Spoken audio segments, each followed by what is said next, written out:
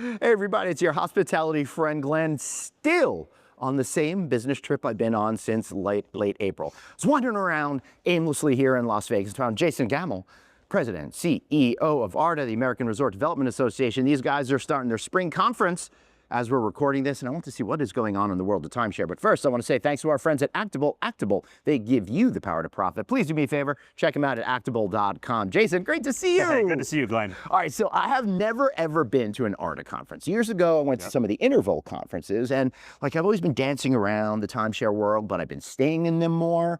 I have a good relationship with Westgate. We've gotten to know each other a little bit more. So thanks for having me at this. What can I expect? Where are you at? What's going on in the world of timeshare? So there's so much going on. And what's really exciting about this particular conference is we've got a really keen focus, first and foremost, on everything going on in technology in our industry. It's been something I've been dying to do. I feel like our industry is at a point now where we have a lot of exciting things to talk about, and maybe it wasn't always the case, but that's just the evolution of the industry. So how many times am I going to hear the words AI in the next probably enough where you're going to be sick of it.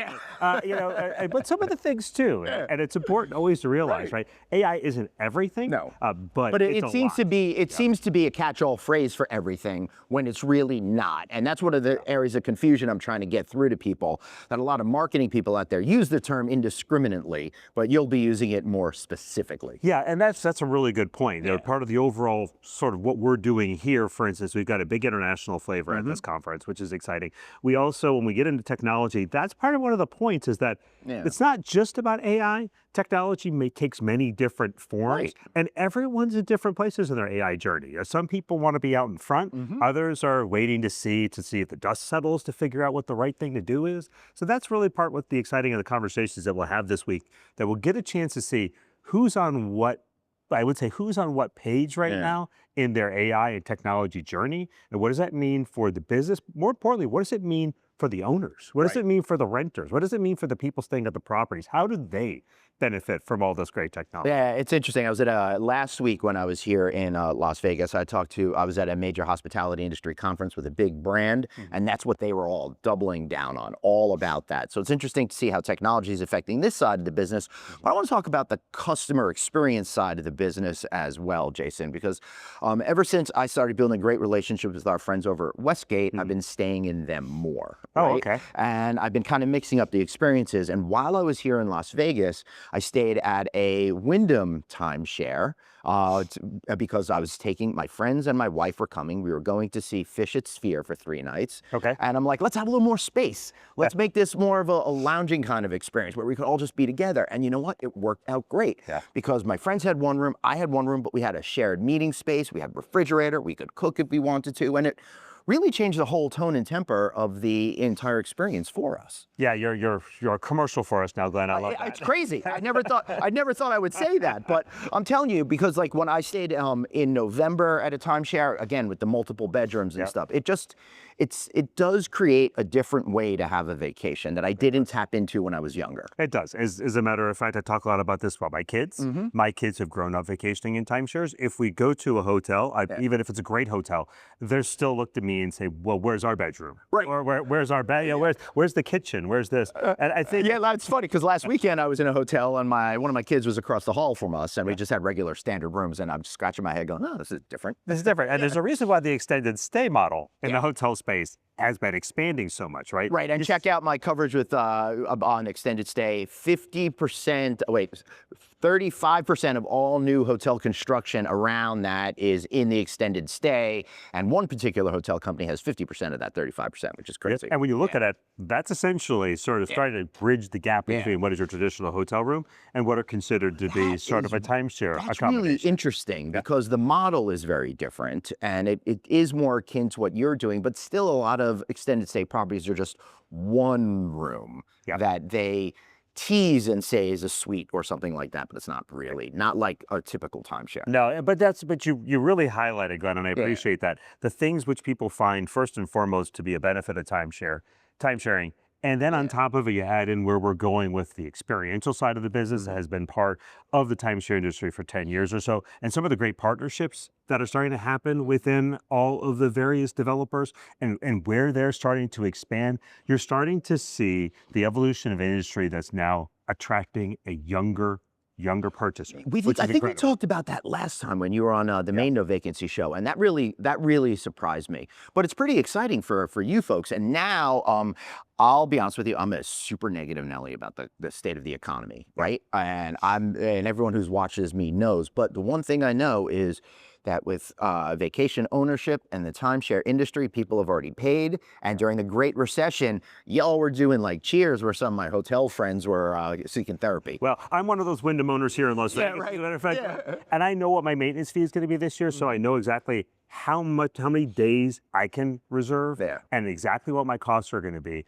And besides gas, whether I'm flying or driving, which is the variable, it's paid for, so I'm doing it. As a matter of fact, he was just listening to the Marriott conference call, Marriott Vacations Worldwide. They're anticipating over 90% solid occupancy all year. Wow. So you start looking at the occupancy numbers, you look at the way that they are selling, you look at overall how happy owners are. 90% of all owners say they have had a wonderful timeshare ownership experience. And you look at the fact now that Gen Z and millennials, according to our new research, make up 73% of all new purchasers.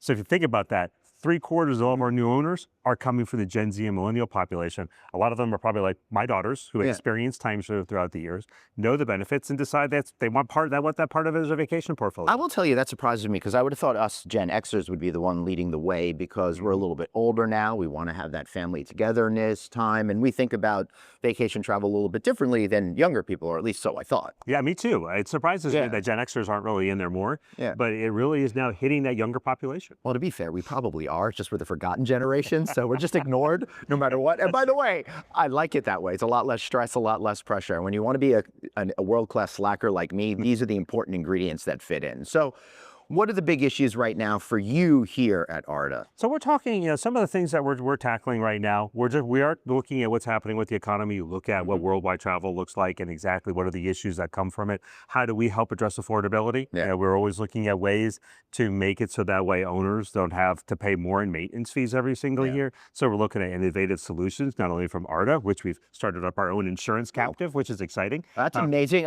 because that event I was at last week, they're doing that too. And if you all know, insurance out of control. So thank you for trying to take control in an area to help your ownership groups. Yeah, we're very excited about that. And that's for us to be able to help out either individuals out there, some of the larger branded players, maybe participating. For us, it's a big thing. And those are the type of issues we'll talk about here. And we'll take a look at just what it means for the future of the timeshare industry and what are we going to have to do to support it. Legislative standpoint, it's going to be a crazy year this year. We're a little bit halfway through this year, but those are going to be a lot of the topics that we have too, talking about everything that's going on all across the 50 states. So generally speaking, where are we this year in the general state of timeshare and vacation ownership? Right now, we're seeing plenty of growth. We're seeing growth. First quarter results came out great from our publicly traded company members.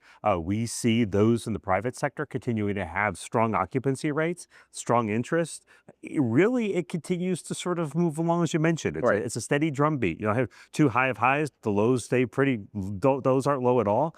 And right now we've got a lot of positive momentum as an industry. So it's exciting. Yeah, I'm definitely excited for you. So the last question I have for you, are you seeing with new resort developments more of a mix between traditional hotel product, timeshare, and maybe ownership, like full ownership, like condos and stuff like that? Or are you still seeing a little here, a little there? I'm just curious what the building trends are. The building trends, you do have a little bit of the mixed use. Mixed use is always a strong way where you could buy a hotel component. A lot of what you see, for instance, coming out of Travel and Leisure and their partnership with Sports Illustrated, they're doing some really neat things around college towns. They're all whole ownership, hotel, and timeshare all in one. So you get that, and you're also seeing some niche building. A lot of stuff happening in urban areas. So there's a lot of hotel conversions that are taking place. In a place like Nashville, you're seeing it take place. New York always been a big place for it. Yeah, there's some great places where, this just the hotel world or that particular hotel just didn't do as well as expected, but there's a great opportunity there for timeshare. Yeah, and I see, I've seen some major hotels in New York City shift some of their supply to timeshare, so it's more of an equal split. And of course, there's a major resort company in Central Florida that has continued to add more timeshare through either new build or conversions of their existing properties on there, which I find really interesting. What is one good piece of advice you would give to prospective real estate investors in this segment? This is one of the most solid and consistent and predictable areas you're going to find. I think when you're looking at it, whether or not it's on the financing side, timeshare receivables, for instance, have always They have performed for 20 plus years phenomenally. If you look at the real estate itself, the real estate these days, costs are expensive. Real estate is not cheap. However, if you're really looking at it, there's such high rate return.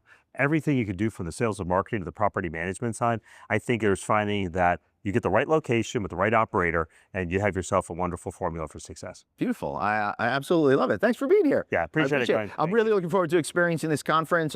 These folks here, their PR team is amazing, so they're actually making me work hard at this event. So you're going to see a lot of great coverage over the next couple of weeks from what's happening here, but I'm going to try to run this immediately.